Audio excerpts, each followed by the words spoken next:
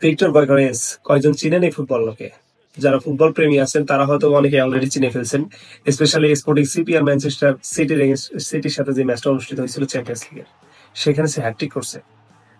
এর আগেও সে ভালো কিছু পারফরমেন্স করছে, কিন্তু ওই দিনের খেলার পর থেকে তার প্রতি আপনার ফুটবল বিশ্বের ক্রেজটা অনেক বেশি হয়ে গেছে। স্পেশালি আপনার বেশ কয়েকটা টিম, বড় বড় ক্লাব তাকে সাইন করানোর জন্য মুখে আছে। সেখানে আপনার ম্যানচেস্টার ইউনাইটেড আছে ফার্স্টে, যেহেতু তার কোচ ম্যানচেস্টার ইউনাইটেডে নতুন করে সাইনিং করেছে। আপনার রবিন আর্মোয়েন তার কোচ ছিল এবং তাকে ম্যানচেস্টার ইউনাইটেড সাইন করেছে।